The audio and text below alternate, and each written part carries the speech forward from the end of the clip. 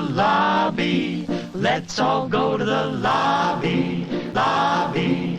Let's all go to the lobby to get ourselves a treat. Hello, horror hounds, and welcome to Now Slaying, an It Slays podcast production where we break down the latest and greatest in the world of horror. I'm your not-so-humble host, Colton. I'm Rowan. And today on the show, we're going to be reviewing Trap, which was released August 2nd, 2024, exclusively in theaters. Rowan, I feel like it's been well documented on the show that you're not a big fan of this M. Night guy, but who knows? You're a new father. This is a father-daughter movie if I've ever seen one. So, were you looking forward to Trap? You know what? I will say I was mildly looking forward to it more than I would any other M. Night Shyamalan film, simply because I'm a big Josh Hartnett fan. So I was like, oh, you know, Oppenheimer, I think was kind of like he's back. From his kind of just doing indie movies or not really doing anything. Mm-hmm. And then there's this where I'm like, oh, any actor I enjoy, I want to see them like dig into the horror genre or with, you know, kind of these like well-known horror directors and work with them, do some genre filmmaking. So, you know, when I heard about this, I remember us like doing the yearly what was coming ahead, and we kind of knew loosely what this was going to be about, like something, didn't we, I think? Or maybe I'm thinking about the Watchers. No. We knew what this was going to be because there was kind of like this buzz on the internet at the time was that the trailer spoiled the movie. Oh, okay, yeah. And I was like, no. He didn't spoil the twist of this movie, if there is a twist of this movie. He was just giving us the inciting incident, which, you know, is basically what he did. Just, you know, kind of the pitch of the movie, what makes it kind of stand apart a little bit. I mean, essentially, I was, you know, lukewarm looking forward to this. What about yourself? Yeah, I would say I was kind of caught up in the buzz of this a little bit, just because I feel like everyone was like rooting for Josh Hartnett, and the trailer is like been shown in front of everything for probably like 8 months now. I feel like I have seen Lady Raven's performance in full of that one song, just like no joke, like 20 times by now. Do you know all the lyrics and everything now? Yeah, you know, I'm just singing along in the theater seats, you know, every single time. But yeah, I just feel like I can almost like recite or picture the trailer in my head as like, you know, everything's slowly closing in and spelling trap, and, you know, Josh Hartnett's face is draped in red as he's looking at, you know, a video feed of some dude in his basement on his phone and shit. I'm like, all right, this is a wild ass premise. This seems like something that would have came out in like the mid to late 90s. It's like this, you know, what do they call it? A high concept premise of a movie that it's like, yeah, this is like, I can understand how M. Night sold this and got it funded like in a heartbeat. But yeah, it was the sort of thing where I was looking forward to it. I don't know if it was exactly what I expected, but yeah, going into it, I was like, you know, I couldn't wait to go see it, especially with some of like the, you know, the memes or the online buzz around it in the past week or so. It seemed like there was definitely like a little bit of a devoted following that were looking forward to this movie big time. So is it worth scalping a few tickets to see M. Night's latest? Well, before we get into that, let's throw it on over to the trailer. What's with all the police everywhere? You know, the butcher, the feds heard that he's gonna be here today. This whole concert, it's a trap. Dad, what are you doing? You're acting weird. I can't get away. I can't stop. I'll just do this one last one. Enjoy the rest of the concert. Trap, rated PG-13, August 2nd. What you just heard is from Trap, written and directed by M. Night Shyamalan. And the story is as follows. A father and his teenage daughter attend a concert for pop superstar Lady Raven, only to realize they've unknowingly embroiled themselves in a dark and sinister plot, a trap set by the FBI to catch an infamous serial killer known as the Butcher. Now, here on Now Slaying, we like to keep things relatively spoiler-free up front before getting into the more in-depth, spoiler-filled discussion. So, Rowan, what are your spoiler-free thoughts on Trap? I mean, so many spoiler-free thoughts. So many thoughts. That's sarcasm, people. I mean, first off, I'm going to say you need to go into this, which I did not know, other than I didn't know he had multiple daughters. Like, I don't know anything about M. Night Shyamalan. It was a surprise to me as well. Yeah.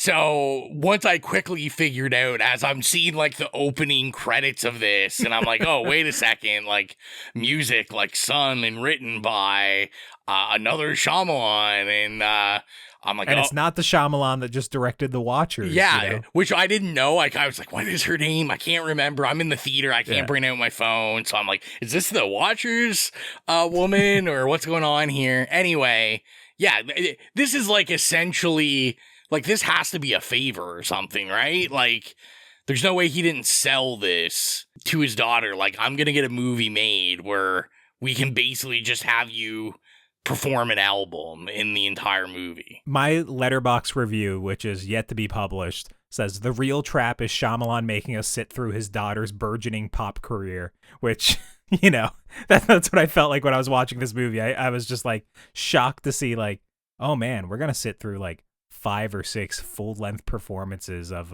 Lady Raven's songs, you know, on kind of like a mediocre stage and, you know, kind of mediocrely shot performances. I will say it was fine, you know, it wasn't like the worst music ever, but it was very much just like middle of the road modern pop music, I thought. I was really trying to put my finger on who I felt this was kind of like modeled after, because I was like, they kind of give this vibe of like Eras Tour, Taylor Swift, like following, but then it also seems a little too cultish. Maybe, like, I don't know, it didn't look like there's that many people. Like, well, they say 20,000. Oh yeah, I mean, I guess that's pretty huge.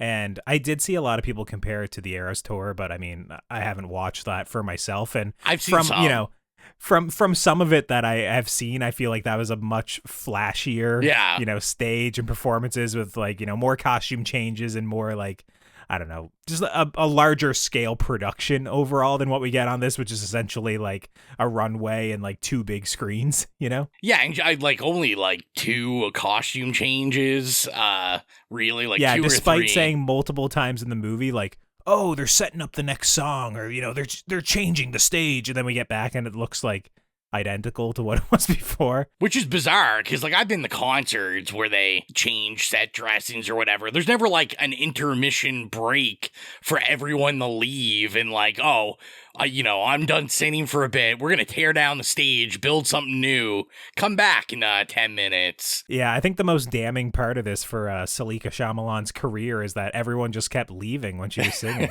You know, Josh Hartnett's like never in his seat. He's always out like roaming the concourse, and it's just filled with like thousands of people. Like nobody wants to listen to her sing. But I mean, like you said, like the music's just like pop music. It's not terrible. She's not a terrible singer from what I can hear. So, I mean, I guess, you know, this could have been a lot worse. We could have had like just, you know, like an actor playing a pop singer looks terrible. They're like lip syncing. Although we'll get into it like further down the road. There's like some bad lip syncing in this also. But, you know, kind of like I said before the trailer, like I'm just glad Josh is back. Josh is like, let's do this. Let's get crazy. Because, you know, I'm thinking horror Josh Hartnett, 30 Days a Night is like the last thing in kind of the horror thriller genre he's really done. And then, you know, there's going to be the surprise, which will be the first thing I announce in the spoiler section. So I'll write that down. I'm bookmarking that right now. But yeah, I mean, I think this is a interesting concept. Maybe not fully realized. Josh Hartnett is like holding this film together, like that's what I was going to ask you. Every ounce of his being. So you liked him in this, did you? You thought it was a decent performance, like with what he had to do? I thought it was funny. I do see what M. Night was doing, like kind of, you know, it's like this quirky, like kind of campy performance where we're all, you know, you've seen the trailer, we're all in on kind of the plot, like we're in on the joke, really. Yeah. And I thought he played well with that. I just thought he was an interesting character that was, you know, quirky and funny enough that, like, he got a couple giggles out of me. And as a new girl dad, I was like, I could really vibe with his awkwardness, although mine unintentional, where I think his was a little more intentional. Yeah, it was the sort of thing where I don't know if I really liked what he was doing for most of this. It was the sort of thing where obviously he's playing two personas, right? These two separate lives that the movie very much, calls out that he's a different person. And I thought when he was doing the more quote unquote serial killer, more like serious, just kind of like eye twitchy, kind of stoic face, no emotions, and kind of like his eyes just reading as like, very dark on screen. I thought he was okay, but when he was the dad, I like straight up hated it. I was like, Shyamalan still hasn't had a real conversation with another human being in his life. And a lot of people find that kind of like charming about his movies, or they're like, oh, it's all part of it. It's supposed to be quirky or over the top or campy. And dude, I'm just like, okay, sure, but like, why not actually write good dialogue? Like, why not actually the movies sound like people who would talk to one another? So when I was watching this, the first big moment for me where I was just like, I cracked up laughing at like Josh's performance was when he's at the merch table and he kind of walks over to the side and he goes like, yeah, so hey man, what's up with all the cops? And Jamie, the merch store attendant, just comes over and he's like, yo, I'm going to tell you, everything that's happening in this arena for the next 5 minutes. I'm going to lay out the whole plot just so like everyone's on the same page. And I'm just going to like to be way too familiar with you. And I just kind of like hated, Josh Hartnett's performance as like the dad in that scene. And obviously he's doing that the entire movie where he's just like trying to be like, hey, I'm cool. I'm a goofy dad. And it was just the sort of thing that it was just, it was irritating the hell out of me. And I don't know if it was the performance or the dialogue or what, but it was just literally, there was nobody in this movie that I thought was very good. Everybody was just kind of whatever.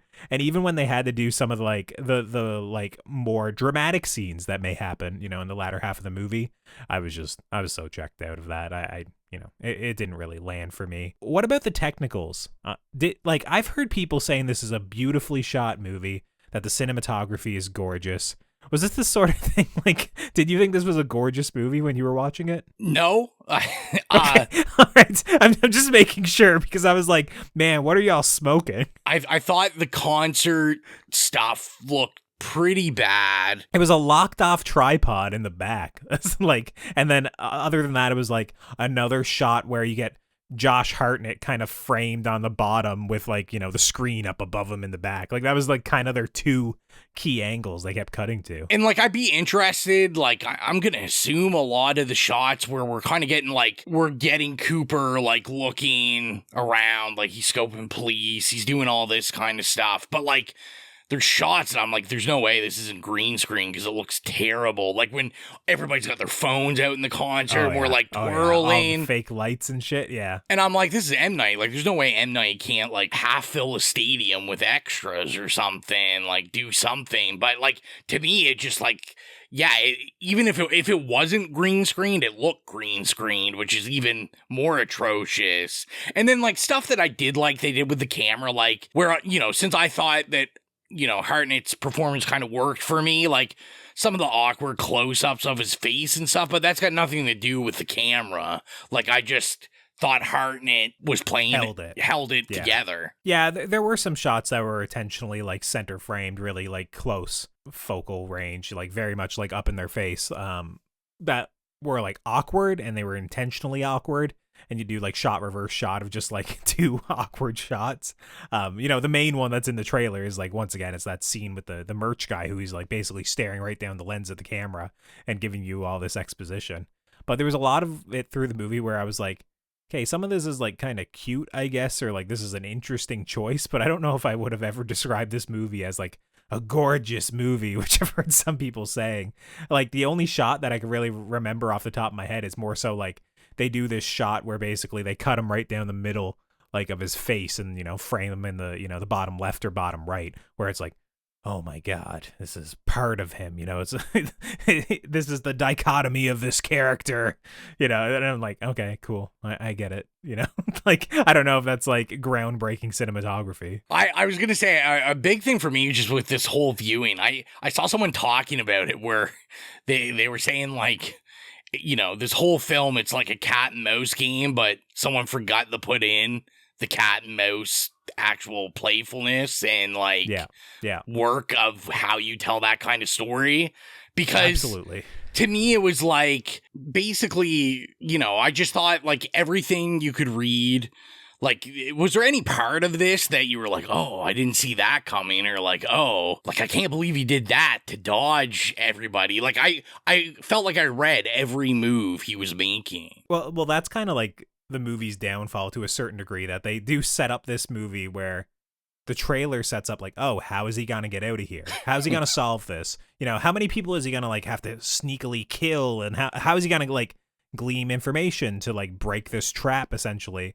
And the movie that we wind up getting is very much not that movie. Like this character, you know, that Josh Hartnett plays, Cooper, basically like all the little like kind of like the information gathering or this back and forth of cat and mouse is just essentially him walking up and people telling him shit, or him walking up and just listening to other people, or eventually, you know, stealing a walkie-talkie and just listening on the broadcast. There isn't really like this information gathering or like this hyper-aware genius element that a lot of these like serial killer movies usually do.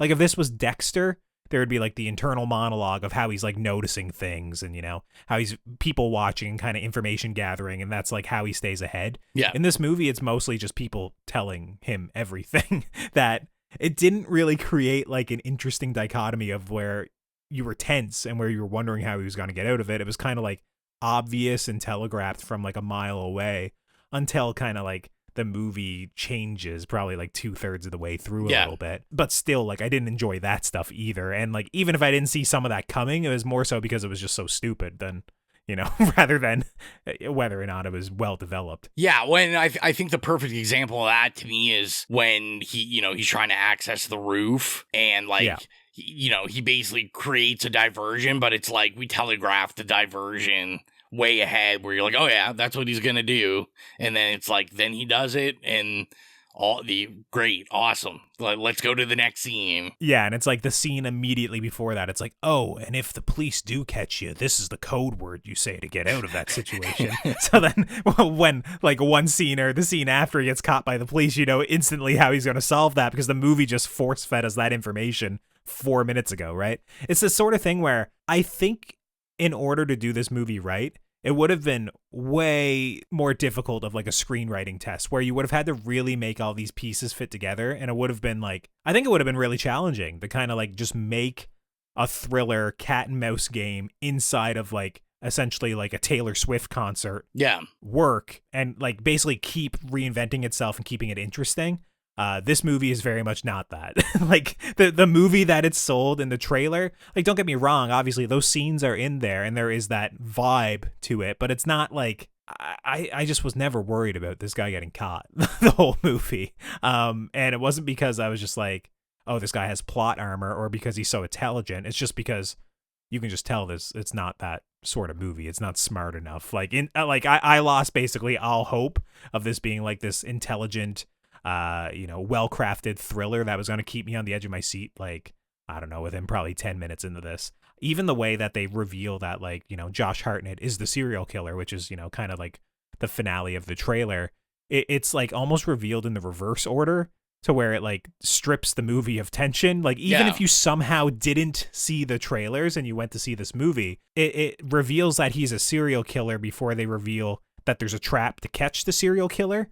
Where like the natural screenwriting way would be like you would want to dole out that like, hey, there's a serial killer on the loose, just so for even if it's 5 minutes, you're wondering like, oh my God, like who's the serial killer? Like, our main character's gonna bump into them? Like, what sort of movie is this? You at least would want to do that, but the movie does it in the reverse order, which is just like, once again, everything just feels a little bit unrefined and ill-considered, I found when I was watching this. To me, it's like a very like Hitchcockian premise, like for a thriller. Like I could see like a Hitchcock, you know, directing something like this, but like you said, it's the point that it would take like a very refined writer, a very refined director to like really play tensions with this. And to me, with the trailer, it's like, even if you said, oh, well, this is M. Night, so there's like some twist that the trailer says he's a serial killer. So like, you know, whatever, I'm going to go in this movie and everyone's, I don't know, dressed up as aliens or something. But, you know, like you said, the issue is they pretty much just from the front are like, no, like everything you see in the trailer, like take that at face value because that's exactly what's going on. Yeah. So For me, it was a little bit too dumb for the most part when I was watching this. It wasn't really something that I enjoyed watching. I kind of laughed, I think, almost a little bit too much in the latter half, where maybe I was a little bit obnoxious, because I could definitely tell like where people were laughing along with me for like the first half of the movie, and also at like some of the clunky dialogue and some of the awkward performances. In the latter half, I don't know if people were asleep or if they were all of a sudden very much into the movie, but I was starting to get a little bit more like, oh, this is dumb by the end of this movie, where I was just kind of the only one laughing. So yeah, it's not really something I would recommend you rush out and see in theaters. What about you? Would you recommend people go see it? Yeah, no, I don't think so at all. Like, to me, I probably would have been happier if this was something I just turned on, like a streamer or something. I was like, hey, I'm going to check out this new M. Night that came on like Apple or like something like that. And I would have been fine with that. This isn't something I needed like a theater experience for.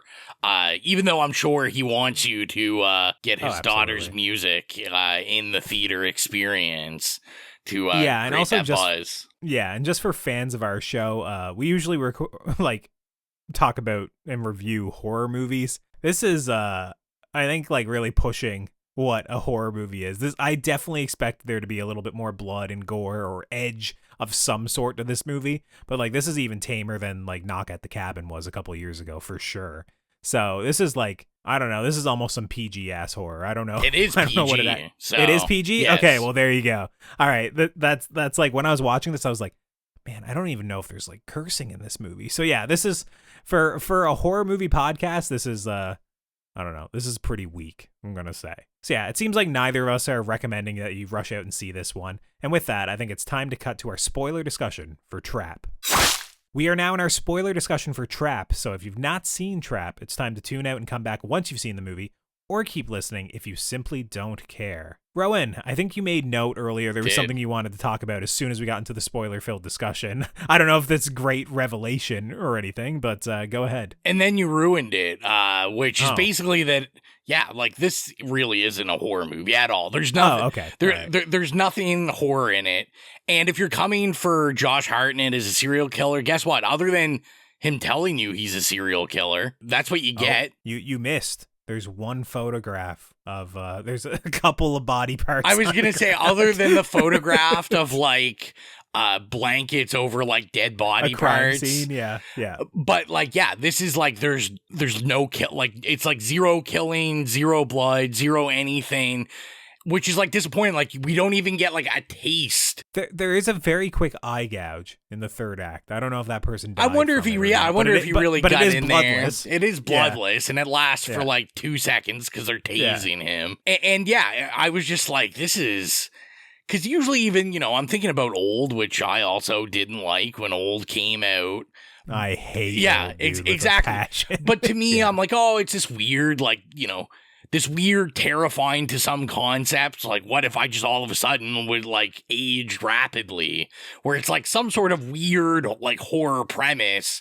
Where, like, this is not really. Like, like we said, it's very much a PG, child-friendly thriller. And it's almost not a thriller because there's nothing thrilling about it. It's not thrilling. I know. When I was watching this, I was describing this movie to my mom when I gave her a call earlier this evening, and she was looking forward to it, and she was kind of surprised that we were discussing this on the podcast because she thought it was like a drama. Yeah. And I was like, well, it's not a drama, but you're right. It's also not really a horror movie. And it's not thrilling enough to be a thriller.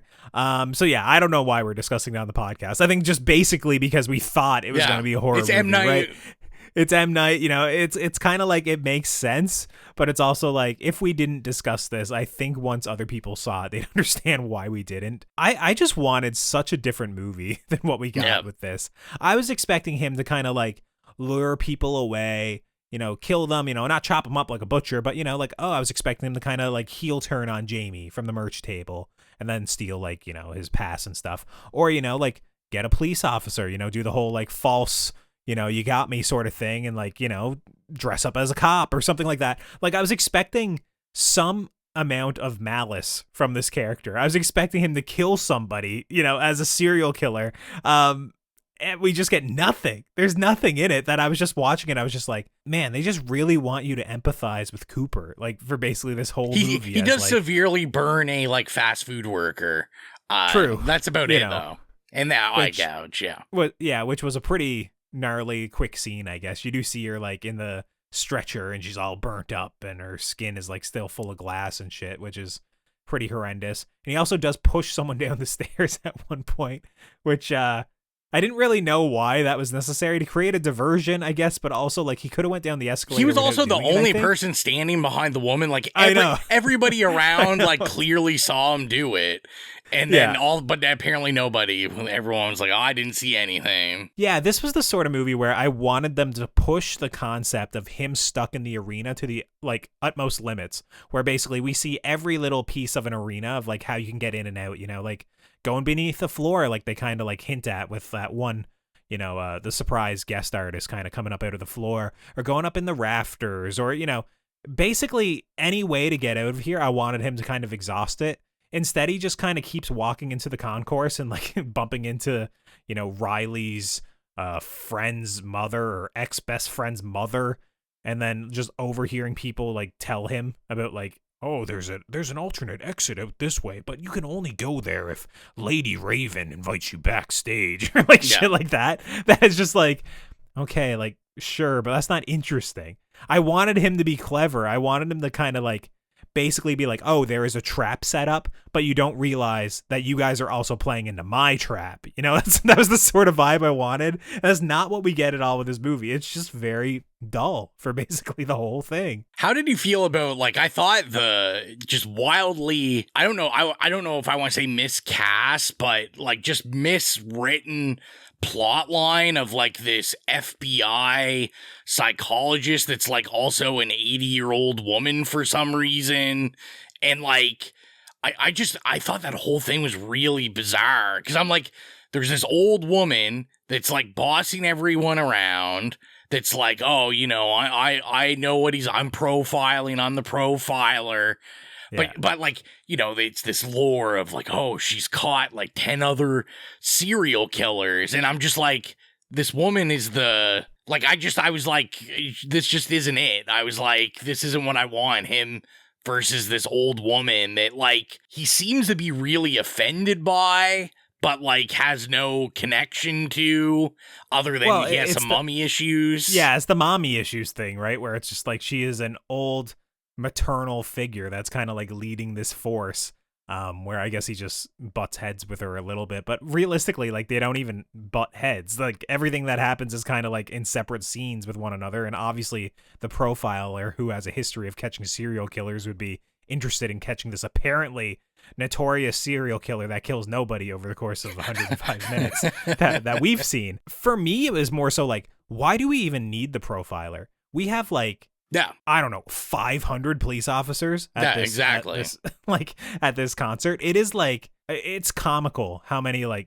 cops are in this movie. It's just like the FBI, the police, the SWAT, like they're setting up all these additional like cameras and additional like safeguards in order to like keep people at bay. They got all these like checkpoints, and like they're ripping people from the stadium seats, and I'm just like, bro, like, what are we watching? This is like the most mishandled like profiling I've ever seen. Like, I would expect this person to be like, this is the movie that it should have been. It should have been like Josh Hartnett as this incredibly high functioning, really intelligent individual, and then this profiler as also this really intelligent, high functioning individual, and them kind of like always crossing paths, but one person like getting, you know, one over on them, back and forth, this game of cat and mouse. Instead, it's literally like, you're gonna go into a room and get a coffee when there's 30 police officers in there, and you're just gonna smile and wave at them. I'm like, okay, cool. Like why is this? Why are we watching this? I didn't want to see this. I didn't sign up for this movie.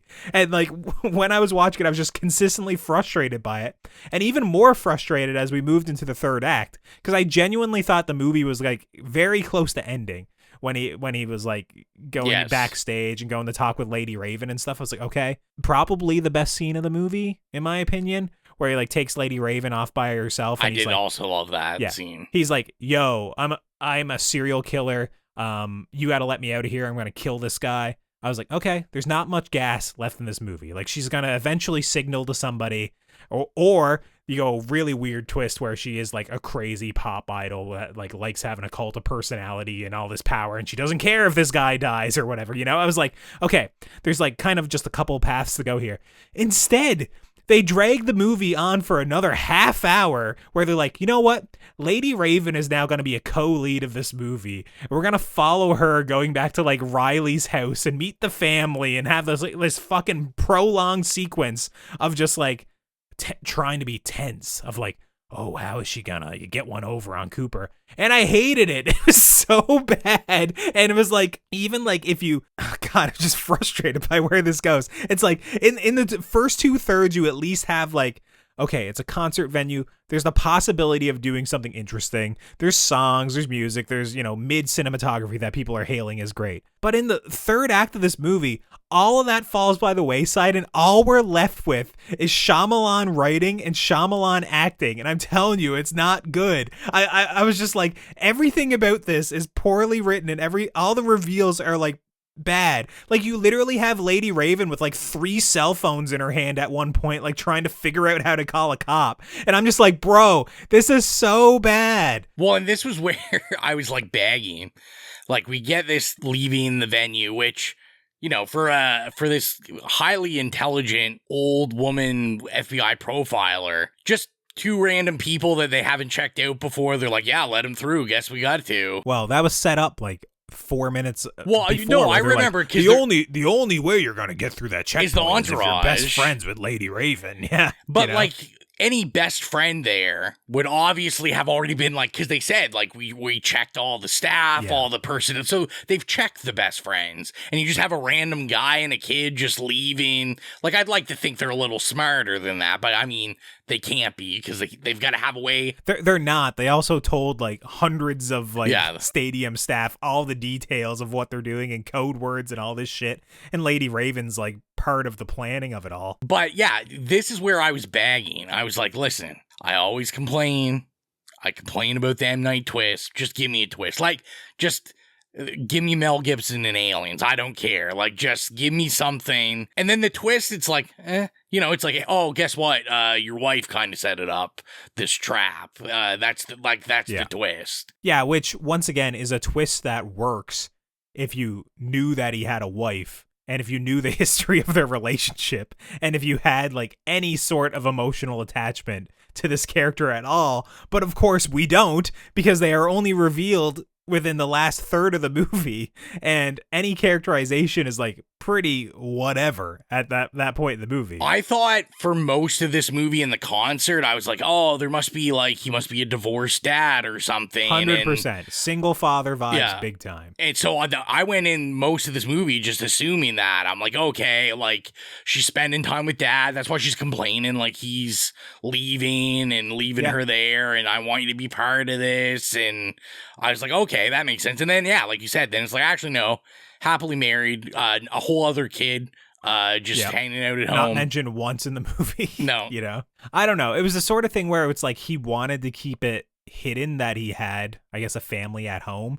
And that, like, oh, he is actually like a well-functioning individual that actually is a firefighter that, you know, that is basically never used for any point in the movie other than discussing the speed at which carbon monoxide is, you know, processed into your blood or whatever. And, you know, also could have been used to great effect in like exploring, you know, this stadium and knowing like building code and, you know, ulterior exits and all this shit. But anyways, basically this whole third like act twist of like him having a family and like another kid at home and stuff undermines like the emotional payoff of the movie of this act, you know, this reveal of his wife, because in order for this to matter, we would have had to know about the family up front and have some emotional attachment and care if their relationship is falling apart or whatnot, which I certainly didn't care. That like the reveal that, you know, Allison Pill like thought he was, you know, cheating on her, but then she smelt like the cleaning chemicals on him that were weird smells, and then followed him to like a vacant building and all this stuff. It's like, okay, sure, whatever. And it's told over some pie, which feels like a very contrived and forced moment of like, don't kill me. Let's sit down and eat some pie and have precisely 5 bites of pie, you know, that we can cut back to and see Josh Hartnett eating over the course of this conversation. That is just I don't know, it was so contrived, and I didn't give a shit. And you knew it was poisoned. I knew the minute he started eating it. And also, like, once again, I used to have issues swallowing pills as a kid, right? So I'd have to crush them up and put them in yogurt and shit, right? And I know for sure, whatever this shit that he's using, like these pills, I'm sure if you broke them up and smeared them all over pie, the pie would no longer taste like pie. And I don't know why that bothered me so much, but like when I was watching it, I was just like, this is so fucking stupid. We all know he's going to get poisoned. And at that moment, I was like, oh, is this where the movie's going? That his wife was also a serial killer? That's what I thought too, yeah. And like he was covering for her and being like the dutiful good husband, but now she's like, you know what? You've got caught, you've got sloppy, so I'm just going to kill you and do it myself. I was like, okay, I'm kind of going to like this twist because it's just like, whatever, who cares? But the movie doesn't even go there. It doesn't have the balls to even do that stupid twist that like I'm sure we all thought was coming in our heads. It's just so disappointing. Yeah, well, I mean, I was more worried because I was like, it looks like she just put the crushed pills on the plate and then the pie on top of the plate.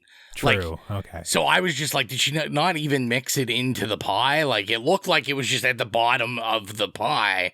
And he's like, oh, no, you really got me. But yeah, this whole thing was stupid. And then, we had to have one more little jab of this, like, him hallucinating his mother like he's Jason Voorhees, which is stupid because Lady A already did this, or Lady Raven already did this, and he quite clearly it didn't bug him. He was like, no, that's enough of that. Like, let's continue on our day of me trying to kill you because that doesn't work on me. But all of a sudden it does work because he's been drugged apparently by this small amount. And she's backlit and kind of, her silhouette looks similar to his mother's that is cropped up 3 or 4 times throughout the movie. And, it just has to happen at this moment for the plot. You know? I don't know if the part where he steals the limousine happened before or after this or what, but that was also really dumb where they like reveal, it's before, where they reveal like he goes through a hidden exit in his house that comes out of his neighbor's yard.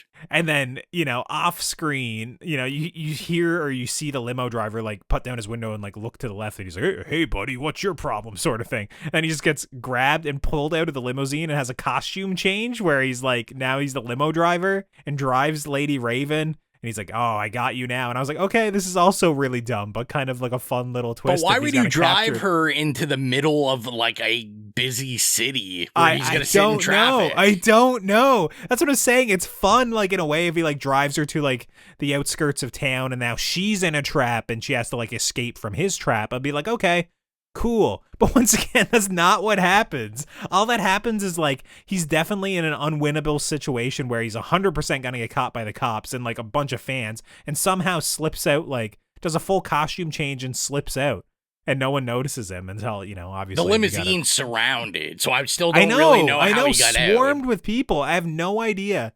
And that's the thing. There's a couple of moments in this movie where it's just like, obviously it doesn't play by the rules. It's M. Night Shyamalan. Like he cares more about like the flair for the dramatic than if there's any logic. But this movie is just like so woefully illogical the entire time that I was just drove crazy. And then it's like you got people speaking like aliens. You got actors acting like it's their first day on set.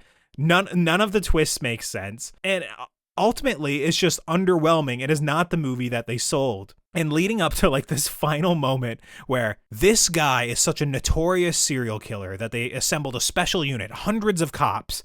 They swarm his house. They're finally gonna get him. And they all just start tasing him for whatever reason. They shoot him with like half a dozen tasers and he's just like still like fighting through it like he's the Incredible Hulk and beating up people. And I'm just like, you would definitely open fire on this guy, right? He just tried to eye gouge an officer. Like he'd be shot by now, right? 100%. Like, he has a cleaver in his hand, like it's just like, man, oh man, it's an insane ending. And then to let him like fiddle with a bicycle, and upright it because, he's a good dad and needs to make sure that his boy can go ride his bicycle, next time he's out there, or like to hug his daughter before they like load him into the, the cop van, the transport vehicle. It was just like, oh man, this is so contrived and stupid.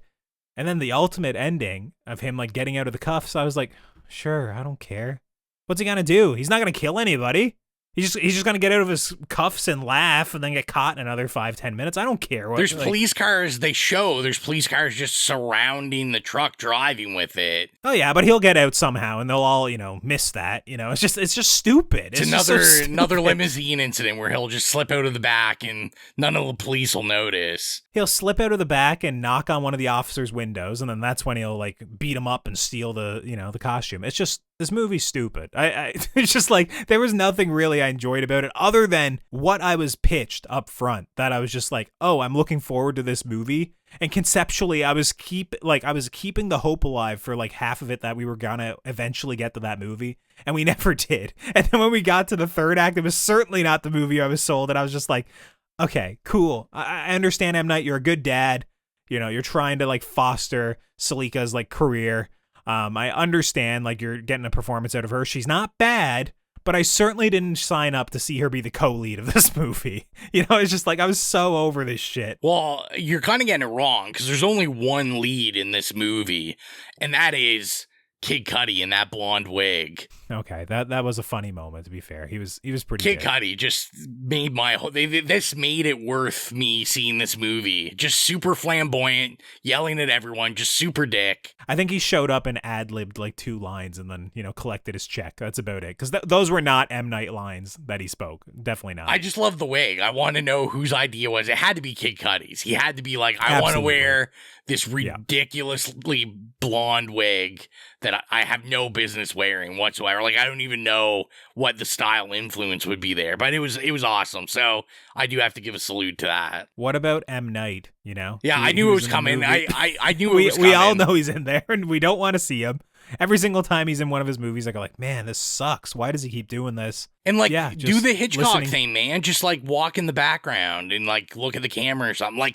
I don't need to hear you talk for 5 minutes. Yeah, it was just oh, we need to have Josh Hartnett give this long sob story about Riley and how she fought defeated leukemia, beat cancer, and it's just M. Night there reacting to it all and, responding, be oh my God, she's such a strong kid and all that shit. I'm just bro. My favorite's when he's just oh, I'm Lady Raven's uncle. She's a great singer. And he's just bragging up how good the music is, essentially. Yeah, he needs to stop.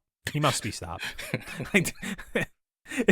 Is there anything else we need to discuss before we rate this, for the love of God? Nothing. Okay, so if you're new to the podcast, our review rubric is nay, okay, yay, or slay. Rowan, what would you give Trap? I'm keeping it sweet, short here. This is a nay. This isn't it. Yet again. I shouldn't say yet again. I mean, M. Night is just being consistent for me, which is consistently terrible. And, I think we've talked about, one of his movies have ever worked for me, really. And this one is not added to that one. So I just thought the premise was, although interesting, just not thought out right. The script was terrible. I'm with you. I see everybody raving about how great this looks, the cinematography. I don't get it. I thought it looked pretty mediocre to bad. And yeah, I just think this isn't fun, and I've seen a lot more racier PG things. And this is super PG on emphasis on the G. So yeah, this is gonna be a nay from me. What about you? Oh yeah, this is a nay from me as well. This was the sort of thing where at best this movie was mediocre, but yeah, where it's just so disappointing and how bad the third act is, it's definitely a nay. I'm not an M. Night hater like you. I enjoyed Knock at the Cabin. I thought it was pretty good. I liked The Visit. I love Split. The Visit. Visit's my movie. All right. So I like The Visit. I like Split, much earlier in his career. Obviously signed Sixth Sense, Unbreakable. The Village, sure. But this movie is just bad. When I was watching this, I was just so disappointed. It was giving me Big Glass vibes of just everything feels off. Everything feels so boring. This is not the movie we were pitched. And a lot of it, I was just what am I watching here? So much so that I felt like an asshole by the end of the movie because I was just laughing at what I was watching when it seemed like everybody else was enjoying it. So yeah, it's definitely a nay from me. I am very much on the opposite end of what everyone's raving about with this. I did not enjoy it. I do not want to see it again. And that's it. I have spoken. No more Trap discussion, please. Hopefully M. Night hears this and sends you a copy of the DVD. Says thanks for the support. Absolutely. And if you're not following us already, you can do so at It Slays Podcast. We're on Instagram, Facebook, Twitter, Slasher, Letterboxd, Threads, Bluesky. If there's a social media, we're probably there at It Slays Podcast. And if you want to help support the show financially, like our horror hounds Holly, Nicholas, Patrick, Mark, Stephen, Joy, Dan, Brian, Trevor, and James, gain access to the Patreon exclusive show Stream Screams and get episodes of the main show 48 hours early. Be sure to head on over to patreon.com/itslayspodcast and choose whatever tier works best for you. Rowan, is any of Lady Raven's music making it on the playlist? Someone's got to make a good case for it, because I'm not feeling it. And maybe the trailer one that we've all heard I guess 24 times by now. That could make it, but we'll see. People got to argue for this one. But if you want to hear some music that did make the playlist, go to the It Slays Podcast horrific playlist on Spotify. If you have any problems finding it, you can go to any of the social media Colton just mentioned. Go to the Linktree link in the bio, click on it, it'll take you directly there. We upload licensed music or scores from iconic horror movies we review, or just horror movies we love. So get your spooky music on, because why the hell not? And next time on the show, I think it's probably going to be Cuckoo. I don't know if that's getting like a wide Canadian release or not. I feel like the next one is Alien or that Afraid one. Well, that's what I was going to say. I mean, when I Googled it earlier today, it said August 9th was the release in Canada, but I couldn't find it at my theater. It's not playing up here either, so. All right. So, yeah, it probably won't be that one, but if so, we'll definitely be back for Alien Romulus, which is, in a couple weeks' time. And with that, I think that about wraps things up for this episode. So until next time, I'm Colton. I'm Rowan. And as long as you keep listening, we'll keep slaying.